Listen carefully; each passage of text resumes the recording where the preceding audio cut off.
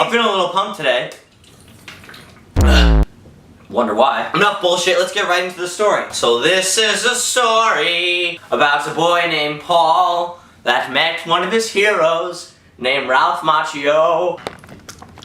Yeah, looking good. So let me take you back to a time where Paul was a lot younger, probably around 7, 8, 9, 10, 11, maybe 12. No, actually, probably a little younger, probably like 7, 8, 9. Paul was into a lot of 80s movies at the time, like Back to the Future and Breakfast Club. One day at dinner, I was talking to my cousin Danny. My cousin Danny was a child during the 80s, so he had a lot of movies to prescribe to me from that era, because he knew what was good and what was shit. I think you'd like this movie called The Karate Kid. And I was like, sure, what's it about? And he basically explained the plot to me, about how this kid from New Jersey moves out to California, gets bullied by a bunch of bullies. He meets Mr. Miyagi. Mr. Miyagi teaches him how to defend himself through karate. I was a little intrigued by this description of this movie, the classic tale of fighting off the bullies. You know, everybody wants to be that guy. I went to my local, wait, get this, Blockbuster, back when those were still a thing. Who can say where the road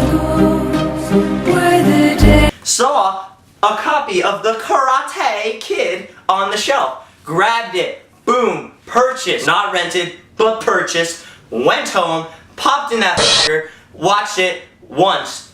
Mind blown. Watched it again. Mind blown. Watched it again. Mind blown. And that probably happened about 20 times that year. It was a real obsession that I had created. And it was such an obsession that I started taking karate classes. I started doing karate around the house. I started walking around on one leg, crane kick, just like the movie. I would watch the last scene over and over again, spoiler alert, with the fight. And I would do the crane kick in sync with the movie and jump a million times. I would just keep pressing rewind, watch that scene. That was one of my favorite scenes. It was just this big obsession with Ralph Macchio and the Karate Kid itself that I had created. The reason why I'm telling you this is because years later, I got the chance to meet Ralph Macchio at Comic-Con. And that's where the story starts to take a little bit of a darker turn. But before we talk about how I met Ralph Macchio, how about we talk about the movie a little bit more for a second. Now the movie obviously came out in 1984. I don't think it really holds up as well as it did when I was younger. And I think that it's still a good movie. It's still an amazing, classic movie that could never be remade or altered in any way. Let me get this straight. It's still a classic, The Karate Kid. It's still awesome. It's still a great movie. But I just don't think it holds up as well. There's a lot of boring scenes and some slow parts that I don't really remember as a kid. I probably skipped past them in all honesty, or I just had a better attention span. But in all, it's still a great movie. It's very nostalgic for me. The moments that hit home back then hit home really hard now, because I remember myself back then in my karate gi watching the movie. It's always a journey. It always takes me back when I watch the movie, and I'm sure it did for a lot of little kids in the 80s that saw it in the theater too. Done a lot of talking. How about we just get to the actual story, Paul? Enough backstory. I think you guys just want to hear the meat and potatoes right now. Sophomore year, Comic-Con rolls around. I've been to Comic-Con plenty of times.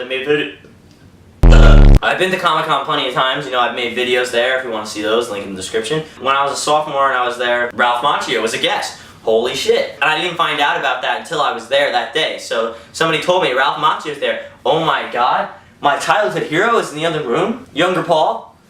Do you want to go meet him? Of course I fucking do! It's Ralph Macchio! I made my way over. There was a long ass line. I was shaking of anticipation. And the line got shorter and shorter and shorter, and I got closer and closer and closer to Ralph. And then, as soon as I was about to meet him, I realized, what the fuck am I gonna say?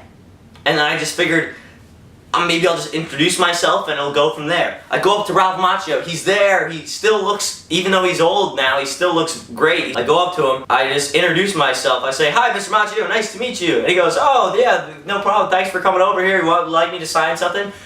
I go silent. I didn't know what to say. I didn't think past that part. I didn't think past the part where I introduce myself and say nice to meet you. So the screaming little boy that was in the karate gi inside of me was freaking out like, you gotta say something, motherfucker. Like, you're ruining this. I've been in here for years and years and years, and this is our chance to talk to him, and you're f***ing it up. And my head out here was just like staring at him silently for about 15 seconds, and Ralph Macchio is just like, So you want me to sign something? Oh yeah, of course. I picked out a poster, I bought it, we took a picture together, and then finally I couldn't keep it in any longer. I was like, by the way, you're my childhood hero. Surprisingly, for the weird, awkward kid that I was at the time, he actually took it pretty well. Oh, thank you so much. Yeah. And then I just walked away. Bye. As I was walking away, I realized what I had done and how stupid I just looked. I immediately wanted to jump off a cliff, because the screaming little boy inside of me that used to run around the house doing somersaults and kicks to the song The Best Around, if you know the movie, you know what I'm talking about, was so f***ing pissed at sophomore year Paul, because sophomore year Paul just f***ed up our chance to meet the hero, to meet the legend. You should have known what to say to Ralph Macchio. You should have been like, you are the god. Actually, that would have been way weirder. But anyway, it was really awkward. I should have done something else, but I didn't.